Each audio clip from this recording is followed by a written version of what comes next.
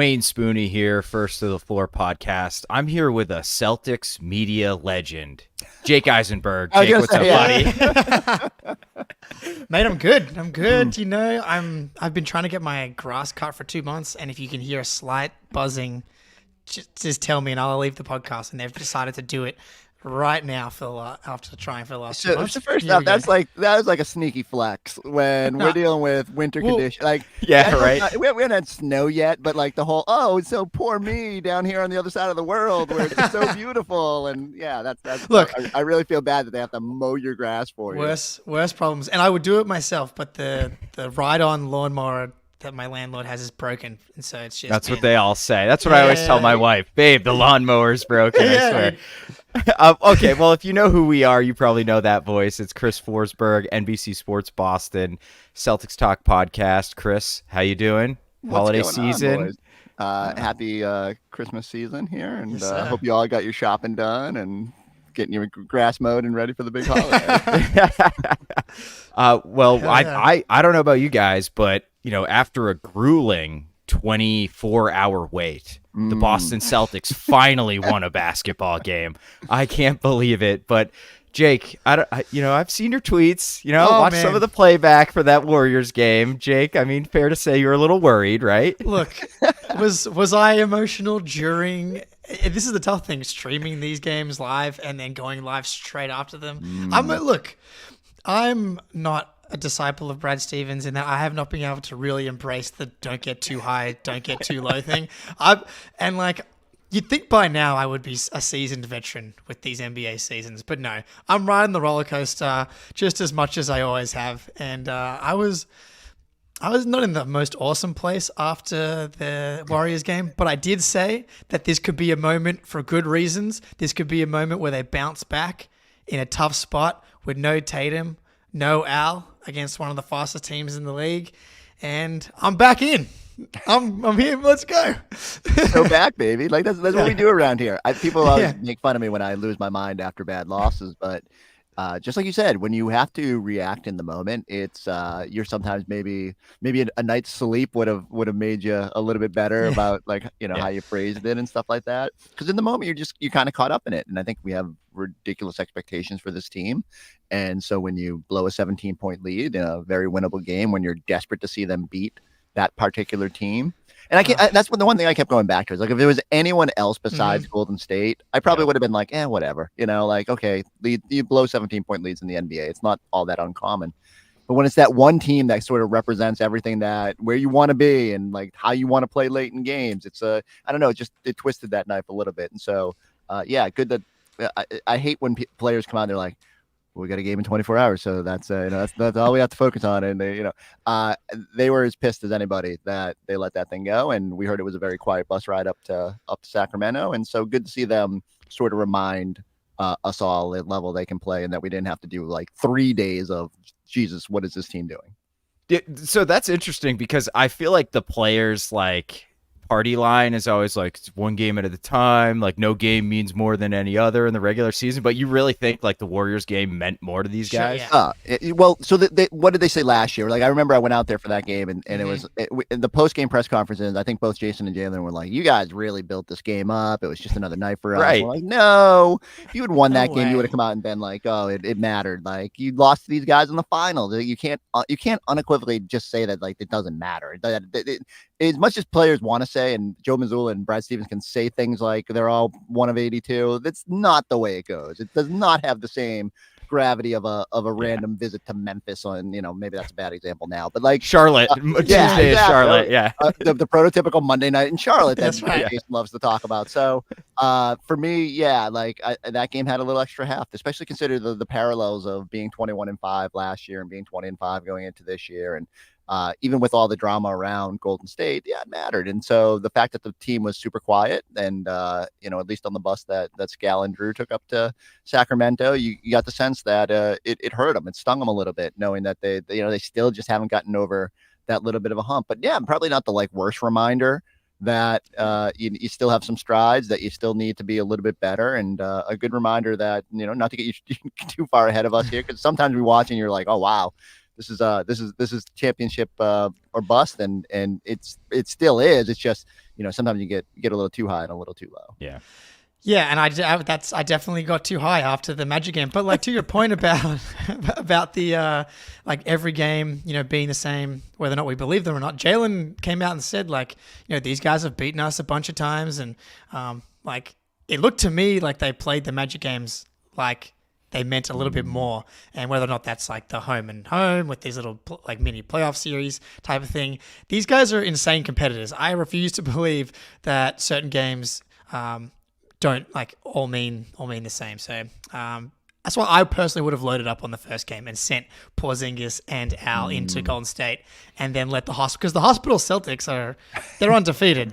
Like I would have give me Tatum at center or the small ball lineups. I would have loved to have seen Porzingis in that matchup. But hey, look. It all seems to have worked out in the end a little bit. You mean Oshai Brissett Celtics? Yeah. Yeah. So, Warriors game aside, look, it's a bad loss. Porzingis didn't play. That probably matters. Neither did Draymond. If you're a Warriors fan, you'd probably say the same thing. But this Kings game, first of all, I went to bed after the middle of the second quarter. I woke up to take a piss at 2 a.m. and checked my phone, and I quadruple checked the score because I was like, does that say 144? That was just an absolutely absurd game. Man, it feels good when the threes go down. So I present to you guys, and Forsberg, you first. Can anyone beat this team when the threes go down? I mean, the data suggests no, right? What is it? They're above 42% overall from the floor, and I forget what the number is from three, but you're going to have a 36, tough time. Yeah, it's something low. And so, look, this is why Joe Mazzulla obsesses about the math and the whole – we keep talking about the margins, but it's essentially he wants more shots than the other team. He wants more 3-point shots, and he'll live if it's the right shots. And if we're going to obsess about them missing 41 3-pointers on one night when 20-something go down the next, you got to be like, okay, that's just the way it goes sometimes. Will that bear itself out over a playoff series? I don't know, right? And certainly I think there has to be a balance. And yet, it's undeniable when they're shooting the way they did in that game. And of course, it makes no sense, right? Second night of a back-to-back after they played overtime of a game. There's no reason they should have been red hot offensively, but so of course they were. And I don't know. Maybe let's chalk it up to Porzingis being out there and everything just gets easier. And maybe it's just that simple. It is nice to have that big fella back, but it definitely kind of felt like, for me, the first true modern NBA offensive explosion game of the year. I know we had that Pacers game where we beat them by 50, but there was no Halliburton, and that Wizards game. I don't really count those as real games, but the Kings, a legit, fourth seed in the West. They're one of really good teams going back to last season as well. And that first quarter where the Kings put up 21 3-point attempts in the first quarter, 11 for 21, they're on pace for 84 threes in the game. And the Celtics, and that was, I thought, part of the problem with the Celtics game against the Warriors was, yes, everybody focused on the kind of the offense and the threes and that kind of stuff, but the bigger issue to me was the defense. If they were able to just to string together stops really at any point in any quarter, then they would have won that game, especially late. They just couldn't string together stops. Whereas this Kings game, and that's been the most consistent part of this Celtics team to me, has been the defense, and they did crank it up basically from that first quarter onwards. So the Kings start with 21 attempts, but then second quarter, and again, that's why attempts are really indicative of how a team is playing both offensively and how a team is playing defensively. The Kings only get up 9 attempts in the second, only get 5 3-point attempts in the third quarter. They shoot 3 for 5, so still 60%. But the fact that they only get up 5 attempts means you're taking the Kings completely out of the way that they want to play basketball. And that's something they weren't able to do against the Warriors. And that's why I've actually been higher on this team mostly this year, is because the defense has exceeded my expectations coming to this year. Pretty much night in, night out, they've been excellent. And they cranked it up in after the first quarter, and then they're able to go out and run, and that's when it feels like the avalanche can happen, is when they get a little bit more pace, a little bit more chaos. Yeah, it just seems like you have to be such a good defensive team to slow this Celtics team down. The Warriors, not a great defensive team. The Celtics shot 29%. They still basically hung 115 on them at the end of regulation. And the Kings, it just felt like they had absolutely no chance. And the threes going down obviously was great, but this is a 20-plus point blowout. So even if that 52.4% from three ticks down to more human ranges, it's still probably going to be a pretty decent win there. So, I mean, this game to me, more than anything, just highlighted how important Kristaps Porzingis is to this team, really on both ends. Yeah, and the way I look at it is people keep asking me what is the number one thing that stands out to you through first third of the season. Now I guess it is well past the quarter mark now, but for me it just comes back to Porzingis. I had high expectations on its own, right? Just the player that I thought you're getting, and so many people wanted to complain about, it's just empty calorie stats after playing for the Wizards, and he can't possibly keep that up, and he's going to be injured all the time. But it's important to have him healthy. That part is undeniable, and they've got to manage all this stuff, and it's no fun when he's got to sit out the first night in Golden State. But if he's healthy in late April, May, and June because of it, then that'll be fine. And just like you guys said, offensively, I kind of knew you were getting a little bit of a cheat code, right? Whether it's stretching the floor and having to respect that, or just the luxury of just, okay, we got nothing going on, throw it into them to take advantage of this mismatch. We did the stat today, 1.39 points per play on post. Crazy. It's ridiculous. And then we ran a highlight montage, and I just sat there laughing because it's all right. Here's some 6'6" guard who got switched on to him and what are you gonna do? He's just so talented and just going to muscle his way there and just going to lean over you like he's on a pop-a shot and put the thing in. So, it's such a luxury to have that. But defensively has been what has really stood out to me, and I think the numbers bear it out. They're a couple points better defensively when he's on the floor, and the shot blocking, the fact that you can't, even if you're lucky enough to get past Drew and Derrick White, you're going to have some trouble finishing at the basket with him there. And the blocks, I was actually surprised, because I feel like he's had those a couple 5-block game, 6-block game, whatever it is, and he's still at under 2 blocks per game. I suspect that by the end of the year that will, it just maybe because the Celtics just block everything every night. It's pretty crazy that that number isn't higher, but quite the luxury, and it's so evident when he's not out there how much of a presence he can be. That it's for me that maybe that will just keep me when I say he's got to be healthy when it matters, and if he is, this team has a great chance to do what it wants to do. Look, it's hard to get your blocks up above 2 when you got Derrick White out here stealing all the blocks. He had another 3 blocks last night. Yeah, look, you almost have to ignore the losses without Porzingis, because especially the type of loss that you had against the Warriors, where the late offense, like the crunch time stuff, wasn't super smooth start to finish, because the whole point of Porzingis, it's great that he has also been an anchor, one of the best defenses in the NBA, but the whole point of Porzingis is to fix the Celtics' biggest issue, and the reason they haven't won a title in the past 2 years has been, when the offense gets slowed down in the playoffs against the Warriors, against the Heat. And that's a bet you have to take.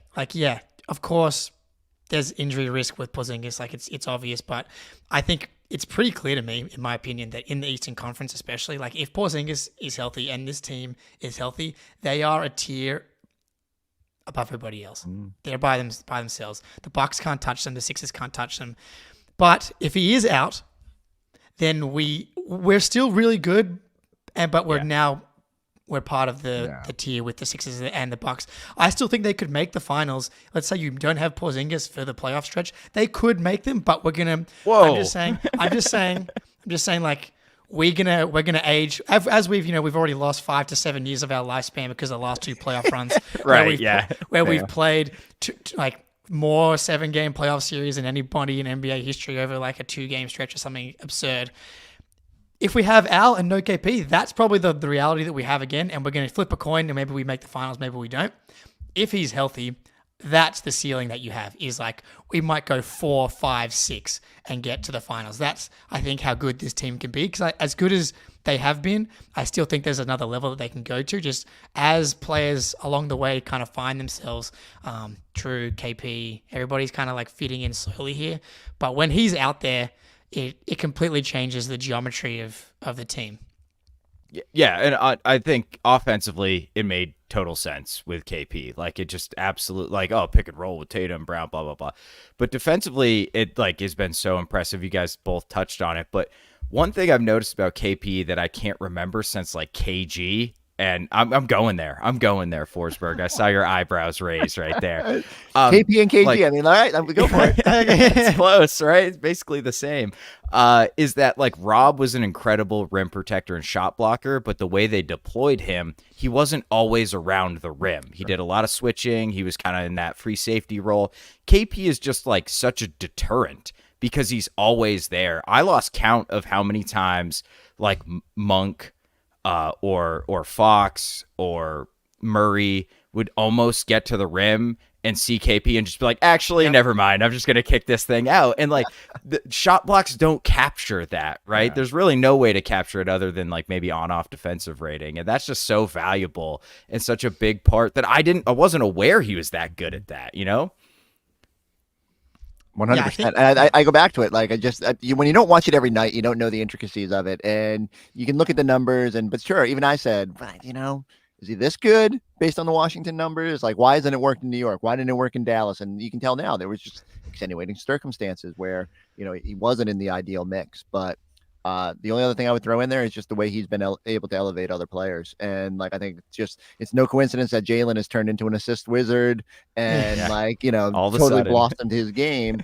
And it's the dude that he's riding home from games with. He's flying to Miami to look at art with. Like it's pretty wild that this little Porzingis romance has blossomed and really because both players are just making each other better out there. And it's pretty cool to see.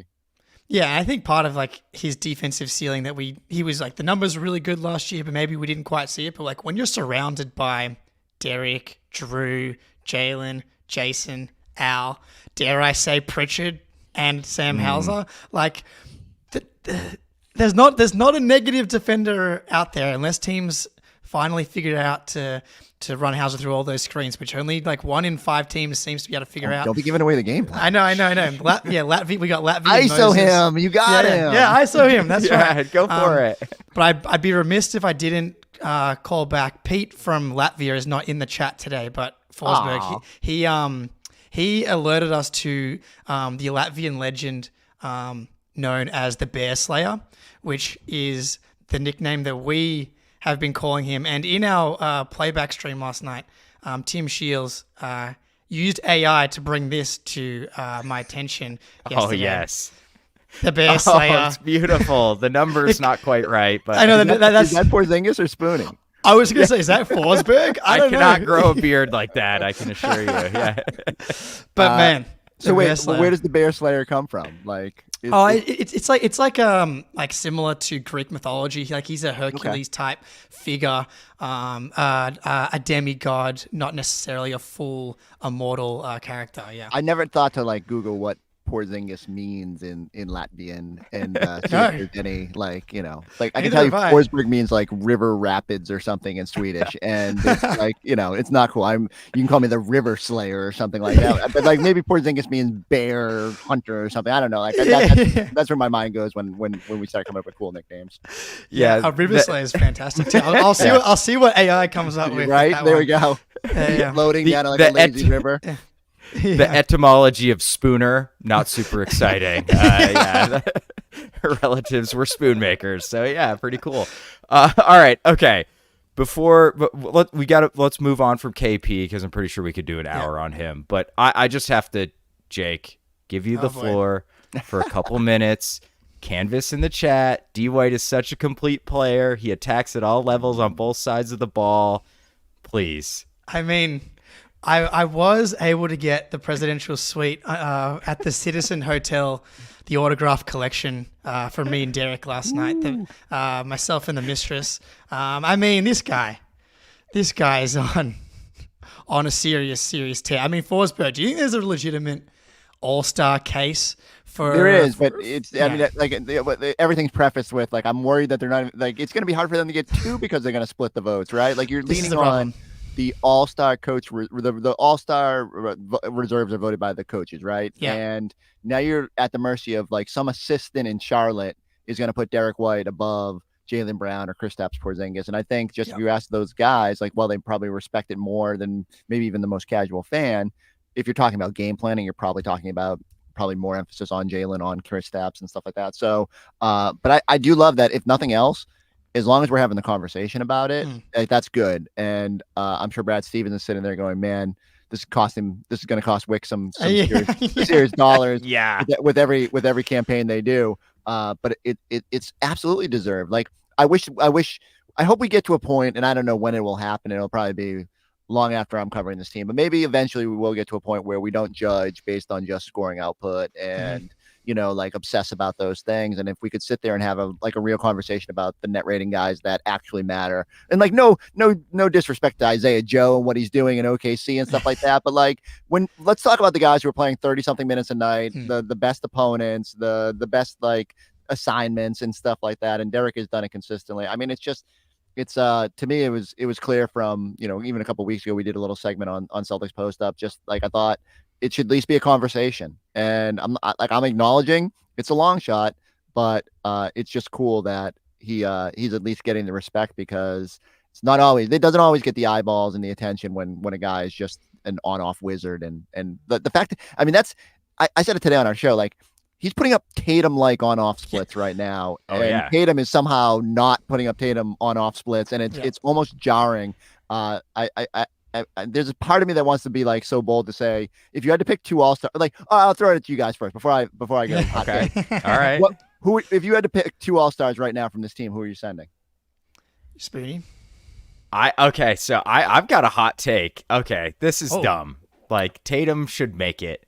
But, like, if I'm actually picking who I think is winning basketball games for the Celtics most consistently, I'm sending JB, and I'm sending it's between White and KP. I'd probably send Porzingis, though. Yeah. And it pains me to say that. It pains me to say that. That's the hard part about this, right? All right. Well, what do you got, Jake? Who I mean, I'm Derrick all day long. Yeah, of course. Yeah, we know that. Derrick. I mean, I think it might be KP, just because. And I hate doing this and I saw someone in the chat here saying never enough love for Jaylen. We're going to get to Jaylen Brown. Do not worry about that. But but you're right, Forsberg. It's like Tatum's going to get that, and then the problem is Porzingis, Jaylen, and Derrick all have a case. I have one. I mean, there's so many great Derrick White stats out there right now, but my favorite one that I've seen today from Trey on Twitter, Derrick White is scoring 33 points per 100. When Tatum is off the court on 61% true shooting. He's literally playing like an MVP when Tatum's off the court. Like, it's just insanity. Which is all we've ever wanted, right? One dude who can keep this team afloat. And even Jaylen's been better at that. Yep. And they're starting to find lineups. I thought that stretch, was it Orlando when he was in foul trouble or whatever that game was, where they had to go to a bench unit, and the first time I think really all season that they played with the four other non-Tatum starters for like any real amount of time, and it was like, whoa, they were +8 in that stretch, and that never happens when Tatum is off the court. Well, I mean, now it's happening pretty frequently, and it's almost jarring. Yeah, my hot take was going to be, because Tatum just so weird that the dude was October, November Player of the Month, and I know. Man, that was fake, kind of having a rough December. But like the on-off splits are just like, it's so jarring to me to look at them and be like, how is this happening? Like, how is he like +1.2 or something for the season? And I just think it comes down to everyone's been really good, and Derrick chief among them. I think it's a very hard decision to make about who to send. If I had to, if you were you'd have to decide right now who the two players you're sending are. And I think Jaylen was again, the slow start probably contributed to me thinking about, I'd send Jayson and Porzingis, or Jayson and Derrick, and I don't know, it gets a lot hotter now. And then here's Drew just locking up every dude to throw at him, and I'm every position. Yeah. So the Celtics decided to promote their entire starting five, which I'm like, this is terrible theory, because you're only further contributing to the split vote if you don't sort of just identify, and maybe they will down the road narrow in on a guy. It's actually fair. Like, I get it. And the net rating of that 5-man unit suggests, that 5 is really good. So I hope maybe we can get all the Eastern Conference assistant coaches together and be like, everybody just vote for this dude, please, because this is the one that deserves to get there. Yeah, we this is gonna roll off the tongue. We need like an all actually useful at winning games and like team. You know what I mean? At the end of the year, it's like let's vote in all the guys who don't make all NBA, but like those next level of guys or like the best role players in the league or something like that. We got to reward these dudes because it really would be nice that. And again, I think with the as we evolve in the way we evaluate the game, can we find a way to shine a brighter light on the guys that don't get that? And I don't know what that is. Is that like you eliminate all NBA and all-star guys and you're just like, here's the next 10 best players, first team, second team, all under the radar guys, but Derrick would be a perennial all under the radar guy because this is what he does every single year. And it's in a brighter spotlight this year. Yeah, like he's technically a role player, but what he's done now, he feels like he's graduated from role player. Him not making the top 100 was the best thing that ever happened. Can we give credit to ESPN? Like they fueled the Celtics between Jaylen calling that post about all the shot attempts corny, and Derrick White top 100. My former employer has just been absolutely getting all the Celtics going. So, I love it. Fuel the underdog story. We need something on the bulletin board. The title favorites, the underdogs. Yeah.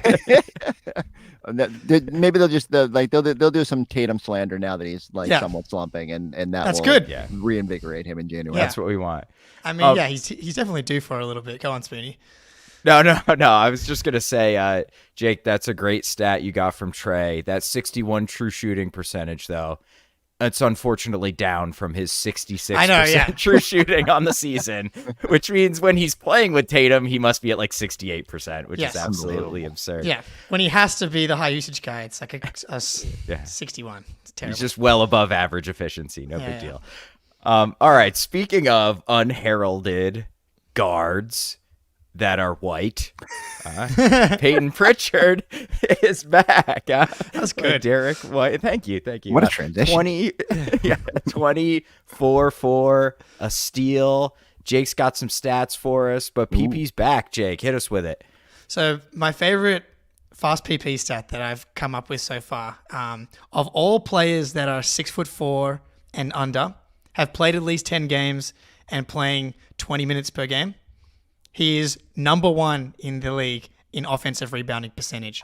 And no surprise. I thought you were going to come with something that would make me go, "Oh my goodness!" Dude is the best offensive. Like he makes Luke Cornett look, like paltry in terms of rebounding. Yeah, like if you filter out, like if you just have the minimum games played at 10 and take out the minutes, he's still third. It's like Gary Payton and the other one is escaping me right now, but he's third in the league of all players like 6'4" and under that are in offensive rebounding. So like he's a legitimate elite offensive rebounder for his position. And I mean, the shooting slump is officially over. On the season after last night, he's at 39.4% from three. So like, that's all we really wanted was him to be up at 40% for the year. But what we love about Pritchard is his ability to go supernova. And coming into the season, what I loved about this bench was like, there's going to be nights when you have Hauser and Pritchard just go nuclear from three. And last night, Pritchard goes 6 for 11 and Hauser a measly 2 for 4. But like, so to combine an 8 for 15 and like, last 15 games, he's at 48.5% from three. It's just like... Is that good? Is that good? And 15 games is like most of the 2/3 of the season now. So it's like the sample size is here and Pritchard is like making a name for himself coming off the bench now. The road splits were like somewhat concerning, and yet like the impact was just never wavered. Like whenever he was out there, he was making good things happen, and that's really all I want from the bench guys. Scal says it all the time. He's like, I don't care if they make shots, I don't care if they take shots. Like they just got to be effective in the minutes that they're out there, and I think he was just the sort of that. I did not expect him to blossom into like the Derrick White type of when on the bench, where it just was positive impact and didn't have to score to be that guy. But I don't know, you get here and you get a taste of that Brad Stevens elixir, and next thing you know, you're like your advanced metrics go through the roof. So it is a big development because I thought, as we was invariably this time of year, we all start talking about like what do they need, and even though from my perspective it hasn't really changed a whole lot, I think there was an argument to be made that if Payton hadn't got the shot going after sort of the little rough start, you could have made a case. Did they need like another point guard or somebody like a depth guard there? And I don't even think it's something you have to think about now. It's just like, you're looking for big wings and maybe a big and like, that's probably more the priority than anything else because Payton's at least going to give you good minutes. And I will be interested to see if he can hold up defensively in a playoff series, which will perpetually be the conversation. But when you have enough talent out there around him, it hopefully negates some of the ability of a team like Miami to attack him and try to take advantage of him. Yeah, Go ahead, I think round one you're going to get Pritchard. That's going to be fine. It's like once you get to round two and you're playing, it's going to depend. The round two is going to be interesting. This race for the 1 seed is going to be important just because you probably means you avoid Philly or Milwaukee in round two. But then who knows? But if it's anyone besides Miami round two. I was going to say if it's anyone besides Miami in round two, I think Pritchard can play. Like Magic, yes. Pacers, yes. Like there's a bunch of teams where I think I feel very comfortable with Pritchard playing against them, and so like that's obviously we'll worry about that in a few months, but a good problem to have for sure. Yeah, I wonder about his defense. I last time I was on the pod, I had what we call around here lizard brain takes, where like maybe the evidence doesn't exactly support it, but you just feel that way. So I'm interested. My lizard brain take, Forsberg, was like, I think Pritchard's becoming a plus defensive player, and so he has a higher defensive rebounding percentage than Jaylen Brown. He's in the 66th percentile for his position as a defensive rebounder. He's solid at the point of attack. Like he's learned the Derrick White rear view contest when he has to go over. He runs guys off the 3-point line, and he's just like tough as shit and boxes out. And it's like, it doesn't take much to be like kind of a plus, like for position, for your size, for what's expected of you, defensive player. Am I insane, Forsberg? No, and all right. The eyeball test even probably hammers it home more than the stats would, right? Like when I watch him now, I don't worry about teams trying to exploit it. And I know it's different in the regular season in a playoff series, but as Jake said, like I don't know how much you're going to have to lean on him. And if all he does is help limit some of the wear and tear on Derrick and your stock exchange backcourt, like then all right, you're doing your thing, and as long as he remains a positive when he's out there, and he's good, he's gonna play in the playoffs too, because they're gonna need that spark, that energy, that Leon Poe big baby type random game that you get, and he'll be able to do that. Like he'll turn a game at some point, and I feel a lot more confident about that. I went from that was a great contract to oh man, maybe they should have waited to get out of the preseason. All right, we're back. We're like, it's good. It was a good deal now. So good that's one less thing, and maybe the one less thing for him to worry about too, which is always encouraging. Awesome. So last thing before we do the ad read here, very important for the First of the Floor audience here. But so you may have noticed we come up with ridiculous names for everybody. Bear Slayer for Porzingis and the Mistress. And Forsberg, like you're always our OG NBC Sports Boston guy, but we did have Drew Carter on the podcast a couple of weeks ago, and we tried to incept his brain with some Hauser kind of nickname propaganda. And what's your favorite? Like, well, here we go. We got the clip. We here got for a you. clip. Yeah. Not only Sam Hauser, who continues to be awesome, the house trap defensively, luring people into his defensive cage. His glaring whiteness invites them to attack him, and he just locks them down every time. It's amazing. And then on the other end, house party. House money from three every single time. He's sort of the most consistent Celtic, I think. You can kick him the ball. Oh my God. You're welcome to take these. They're not going anywhere with us. Hauser back to Pritchard.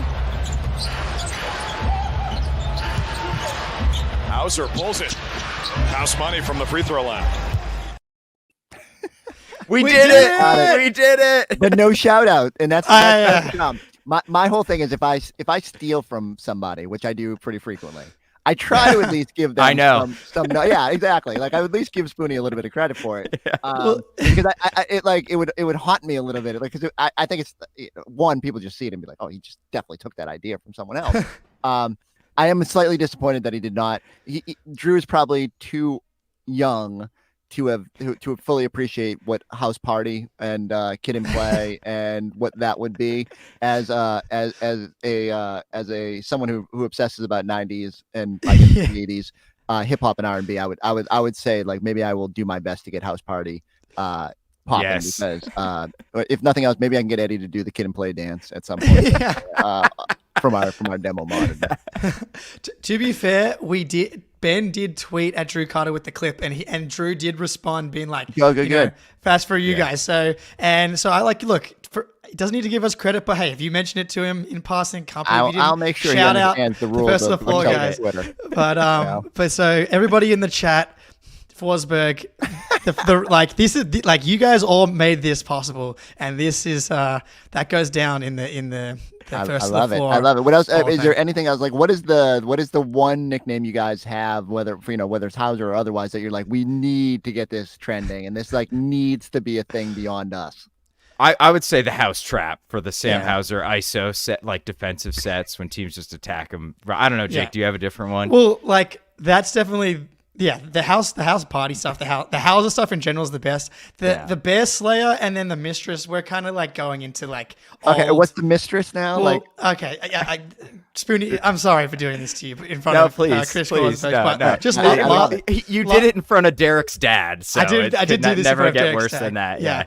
Just last year when Derrick White was having this insane season, we kept talking about Derrick to my wife, and she was like, "Man, like you're really talking a lot about this Derrick guy," and then it happened. Exactly. Like, let me tell you, like, I mean, my wife, when she saw the Robert Williams III bobblehead hanging around the house and then like slowly growing in prominence, and then it ended up on our Christmas tree last year, and she's like, she had to be like, what the fuck? At some point, it just gets to be a little bit too much. I will say, so that happens. I actually have to. I want to show you guys this. I haven't tweeted this yet, but yes. There's some like Twitter is trying to do some AI thing, and so they'll generate for you, and I don't know if it's gonna pop up. There it is. So you guys can screenshot that or whatever. Yeah. Oh yeah, got it. But I want to read it to you. So it essentially it goes through all your tweets from the year and tries to roast you based on what you tweet, and it says, "Oh boy, Chris Forsberg, you're in for a roasting like a Thanksgiving turkey. Let's see what we've got here. First off, you're like a broken record with your post. Rob this, Rob that. You get it. You're obsessed with Rob. Maybe you should change your name to Rob Forsberg and be done with it." And I was like, I'm now getting roasted by AI. I'm not here anymore. And I was just so like I as soon as you started to explain it, I was like, oh, I get it. Like I get the Mistress. It's perfect. Yeah, exactly. But that's definitely like that's safe, and that's not one for that's safe here. That's not one for not public consumption. But yeah, all right. So we can do the ad read now, Spoony. Yeah. I'll throw it on. Here we go. FanDuel. Score early this NFL season with FanDuel, America's #1 sportsbook. Right now, new customers get $150 in bonus bets with any winning $5 moneyline bet. That's $150 if your team wins. If you've been thinking about joining FanDuel, there's no better time to get in on the action. The app is easy to use. There's a wide range of betting options, including spreads, player props, over-unders, and more. So visit FanDuel.com/Boston and kick off the NFL season. FanDuel, official partner of the NFL. I don't have anything. I need that for my ad breaks because like I just fumbled my way through the reads, and you guys are like, here's a pro. Like, I can't even call it up during the podcast. Like I'm getting. To be fair, we used to do them live, and CLNS was like, "Why don't you guys do pre-recorded ones?" Yeah. Okay. Yeah. I hate to do this, but it's Sixers -8 against the Raptors tomorrow. I like that. They are just Embiid is on an absolute tear. Regular season Embiid is out in full force, but like I watched the game yesterday where he had 50 against the T-Wolves. It was pretty unreal, and Jakob Poeltl's kind of up next. So that's my bet for the chat here. Fade me accordingly. Have you seen that 5-man lineup for Philly? Like every time I go to look up the Celtics 5-man unit, I'm like, they're got to be the best amongst everybody. And that Philly lineup right now is like they're second, 27 or something like that. Yeah. It's pretty cooking. So as much as I would like to slander the Philadelphia 76ers at every turn, I'm with you. It's they made it difficult. They have fattened that net rating up a fair bit on the Pistons and easiest, Wizards and Hornets over the past couple of weeks, but So, but like, I mean, got to give it to them after beating the T-Wolves because they've been awesome lately. All right. We're giving the chat what they wanted. Jaylen Brown. It's time. Yeah. Last 13 games, assist to turnover of 1.83. Last 5 games, 2.8. He's clearly made it an emphasis. It's like his next development, which is something that I'm not sure I ever saw coming. I'm trying to touch wood a little bit here, potentially. But do we think the playmaking leap in relative terms, obviously with Jaylen Brown, is real, Chris Forsberg? Yeah, I mean, like you don't make the passes that he's made the last 10 games and not be real. Like, do I think it's going to be as glossy as it's been the last couple of weeks? Probably not. Like, I think he's going to come back a little bit, but like, I think he's number 1 on the Celtics in assist points created over the last 7. I think that was the number we did today on Post Up. And clearly he's just making better decisions out there. Really, ever since that post by ESPN, the corny it's post. Crazy, yeah. And it like, look, guys get motivation off these things, and him chief among them. And so good for them lighting a little fire under him. I think if nothing else, it made him just sort of commit to it. And I'm sure like he made strides that maybe weren't evident early on when he was still trying to find exactly where he fits in.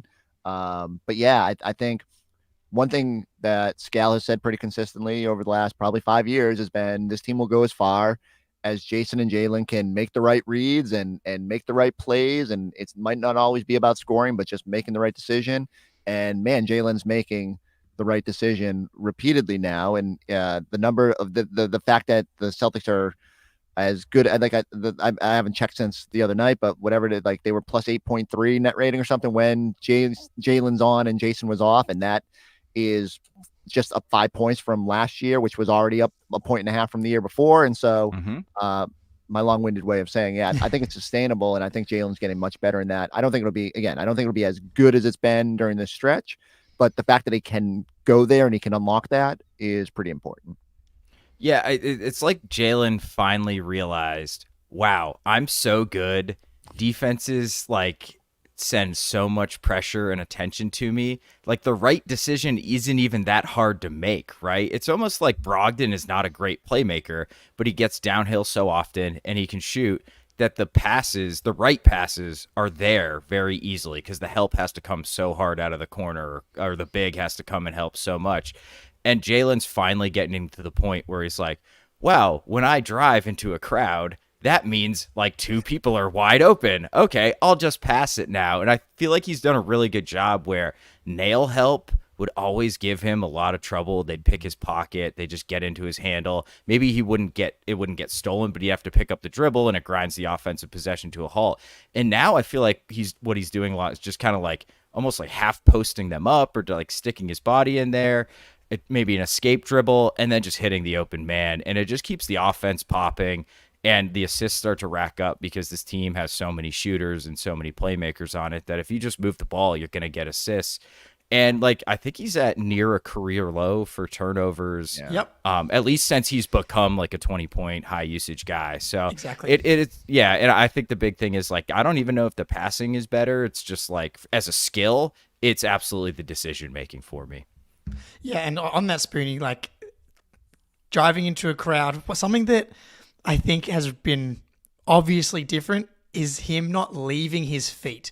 He's like, and I've got a clip here, and this one is like a transition one, which I think we've seen him like a million times, like drives into a crowd of everybody, but instead of leaving, he just like pivots and everybody's around him. And as you said, the passes are easy. And I went through and watched the last 7 games in particular, Forsberg, you had like the points created there. Those he's really been cooking. It's been trending in the right direction. By like those last 7 games, he's been ridiculous. And I went back and like watched all the assists for the last 7 games, and it feels more like just a mentality thing as well. It's just like I'm just 100%. Aware, a little bit more aware, and I want to make the right play.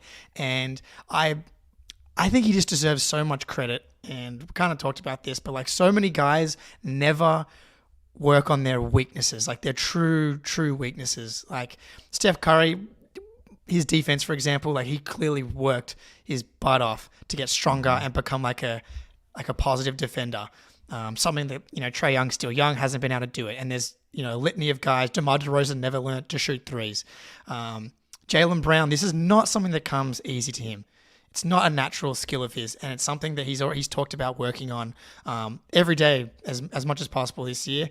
And like, I just love this about JB is there's every time we think that this is there's another thing, and you don't think this guy heard all the talk, all the left hand jokes. I'm loving the left hand celebrations. He's like, every time he finishes with his left hand, he just like wags it at the bench, and everybody's like, I love it. I love it. He's like the magic stuff. They're so aware. Like when they tell you they're not, like these guys have a lot of time. If I'm aware of it, like they're aware of it, right? Like so. Don't ever be fooled. I love that they find motivation in the corniest of things. And like it was a summer of slander, and it wasn't obvious out of the gate, right? Like we were like, oh, what? Every year I think he's come back and we've said, oh, he's definitely done XYZ. Like there's something like pretty tangible about like how he plays, and it wasn't obvious. It was like, is he just reaching the stage of his career where you start to, I hate to say like plateau, but like it's just harder to add things to your game, and it does feel like whether the coaching staff is putting him in better positions. I think defensively that's been huge for him and putting him at the point of attack. And, I think they really tapped into that in that Philly series last year when they dispatched him on James Harden. I think it just sort of snowballed from there. But just the decision-making is great. And it also helps when you can just be like, fuck it, Porzingis is up there somewhere. And just like, lob it and, just like it does help to have that presence where, they've got that chemistry. They sort of seem to know where each other is. And, it's all contributed to him being really good with passing the ball.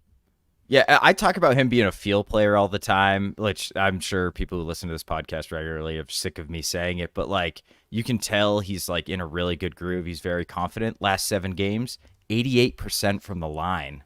Wow. What? Yeah, right. How about that, Jayson Tatum? Yeah, come on, buddy. Below 80% somehow. Where's that on like the things we're concerned about with the Celtics? Like Jayson Tatum's inability to hit back-to-back free throws. It's the most frustrating thing. Yeah. Maybe. Like, it's just killing me, dude. Every time he gets up there, I'm like, dude, please. You're Jayson Tatum. Just make your free throws, please.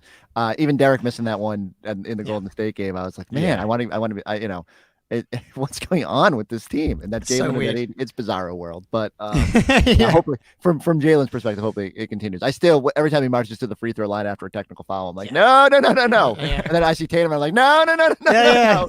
Like let Porzingis or get Drew things with the way they operate.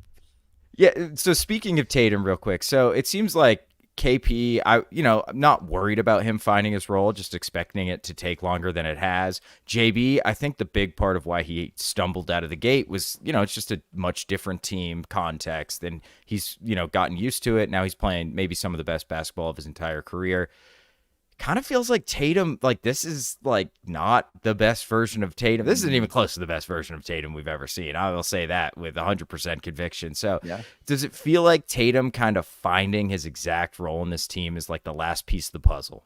Is it even the role though? Like for me, it just comes down to, I don't know if it was because he started so good and I don't know, just like things sometimes come easy, but I mean, if he can ever just get to shoot the 36% beyond the 3-point arc, like just send the Larry O'Brien trophies. It's like it's that simple to me. It's baffling that he's at just over 30% right now on threes, and it just hasn't been a consistent shot, and he's taken 8 of them per game. And I thought maybe that would, in the same way that Jaylen has recognized that he needed to evolve the passing and taken that, I just need Tatum to stay in that mindset of, like, at the start of the year, I thought he was relentless with attacking and using that 12 pounds of new muscle. How often do we bring that up over the first 20 games of the year? And I don't know, it just feels like he's settling a little bit more now. And, I think that's just a mindset thing, and that he needs to get back to knowing where he can dominate on the floor. And so I think it's just as simple as that. And he's gonna have a ridiculous January hot streak when he's gonna score 50 points 3 times, and we're gonna be like, oh yeah, this is what Jayson Tatum does. And I feel like it's usually January where it flips, and certainly I think, I forget what it was, that the 22 season where everybody kind of launched after the 21st or whatever it was. But I'm kind of waiting for it. I'm not worried about it. It's just the moments where you've been waiting for it, Indiana, Golden State, you're just like, man, like this is when the superstar takes over, and we haven't quite seen that moment yet. So hopefully he'll figure that out before the game really matter. Yeah, it's like he's playing the right role. He's just got to play his role better, I think. It's just it's not even necessarily too many threes. It's just, and we don't want to hit it too much again because we've been talking about it a lot, but like, he's like the highest volume pull-up shooter, and some of the pull-up threes are good where he has space coming off screens. It's the like really, really difficult ones that only Steph Curry and Dame and Halliburton, like the really, really, truly elite guard shooters in the NBA can hit. And it's okay that he's not that level of shooter. It's just, I think, similar to Jaylen, it's just like being a little bit more self-aware and understanding like what his strengths are. Like he's so dominant getting downhill. Like when I went back and painfully watched the fourth quarter and overtime of the Warriors game, he had some like really nice drives, and he got to the rim once. He missed a layup that he probably makes if he doesn't hurt his ankle earlier in that game. He's still doing it. It's just like he should be like, if Steph Curry's on one end of the spectrum and Giannis is on the other end, like he should be closer to Giannis than he is Steph, especially like the size that he is and the ability to finish at the rim and post up. Like just lean into some of his strengths. I haven't looked at the numbers. I'd be fascinated to know, like, have the post ups dropped off? Like they weren't a ton, True. but like, just to know what the number is. And I think that's just like the coach staff needs to remind them. Just be a little bit, be a little bit more aggressive going to the basket. Keep that free throw number up. Like all those little things.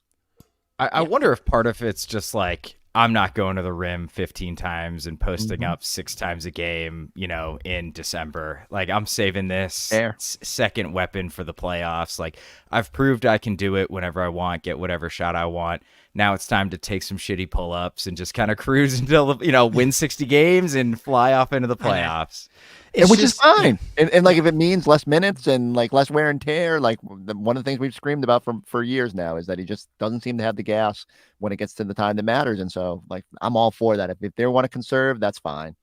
I would just like to he's taking, I would say, 4 bad shots a game. I'll allow him to take 2 and just trade those other 2 for shots with the rest of the team. That'll be my only concern. It's like, this team is so good at generating good looks. It's just like, they're just wasted possessions to me. And so I would just be like, just get off the ball. His catch and shoot numbers are so good.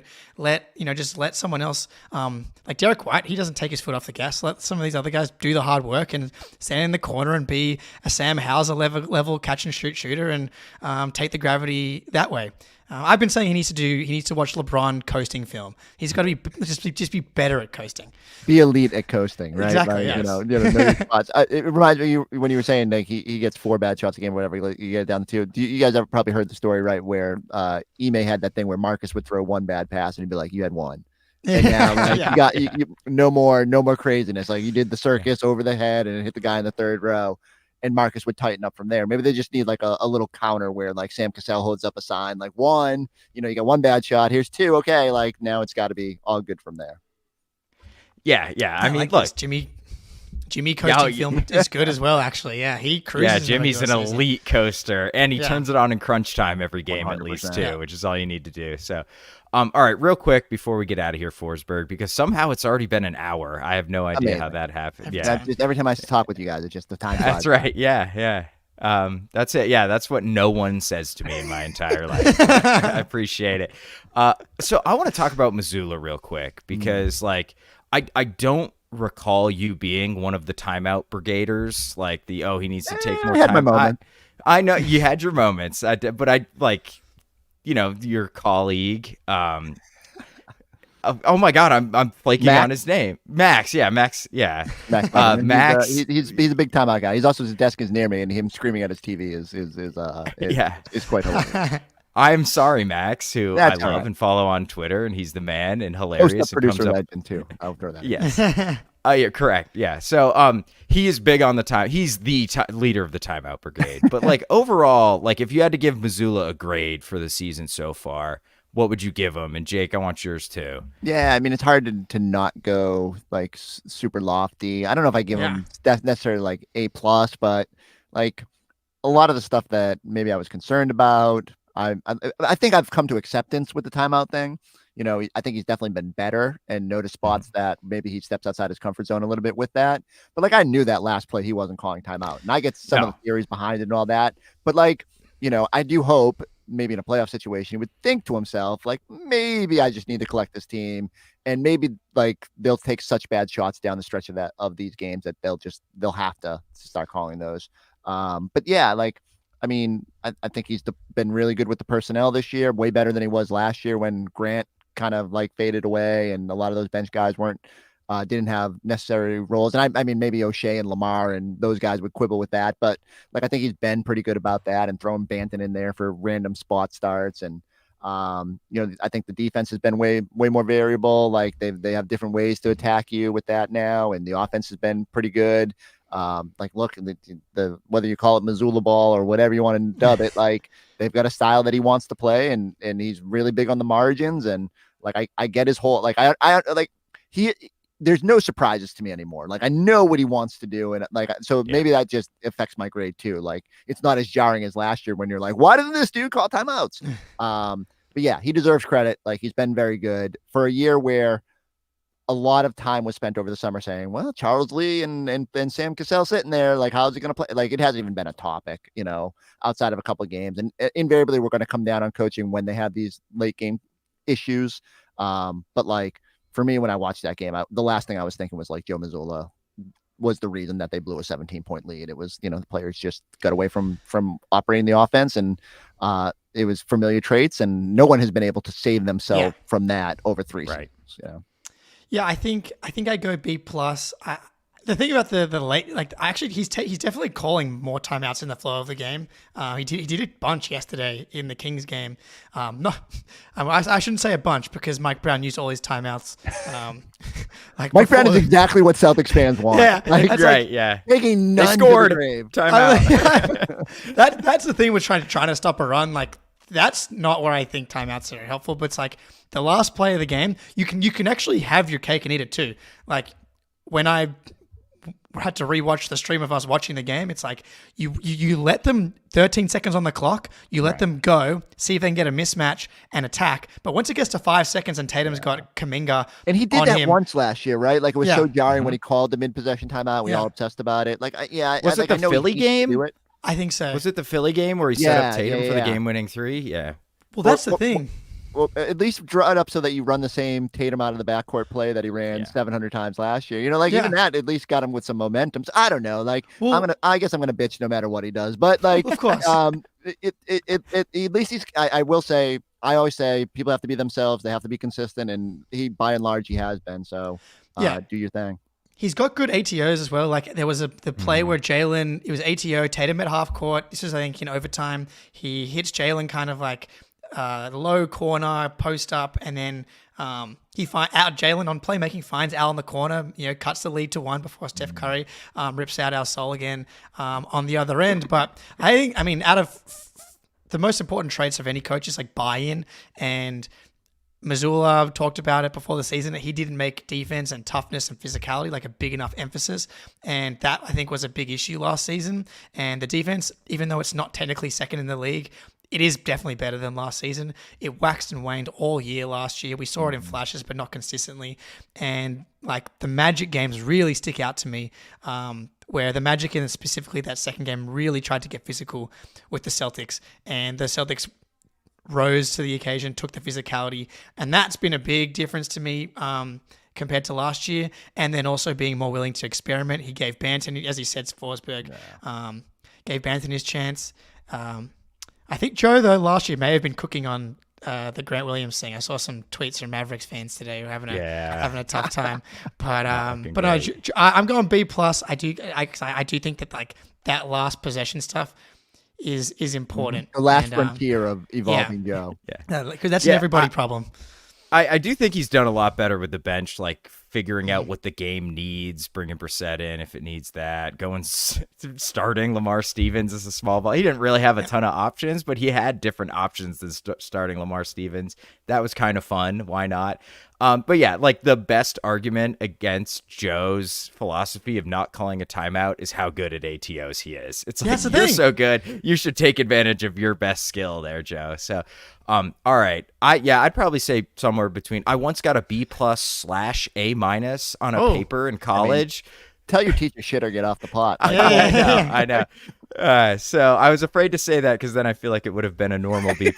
I think I'm right in between B+/A- for Joe. Overall, like he just looks a lot more comfortable, and you could tell with just the way he's interacting with you all, Forsberg, and the media. He just seems so much more gregarious. Except after losses. He's still like, but he's so damn competitive. Like I guess he's a competitive mother, dude. Yeah. Which I love. You know in those moments that it hurts and that he's does not want to talk about what went wrong. And I can't believe we didn't get a clip yesterday of him saying someone to Gary. It's like, where are the questions about the 3-pointers tonight? I will admit I was when we were listening to the press conference, I was wondering if it was going to come up. But yeah, I'm glad he sometimes you just got to take the good win. Yes, and keep it pushing.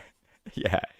All right. On that note, on those sage words from Chris Robert Williams III Forsberg, we will call this one. You guys know where to find Forsberg, NBC Sports Boston. You can't miss him if you're a Celtics I don't fan, know where. Like if you can, like good for you. Yeah, right. I am overexposed. So seriously, man, thank you so much. We really appreciate it when you come on, Jake. Of course, I'll see you soon. Love your work. We are out. I love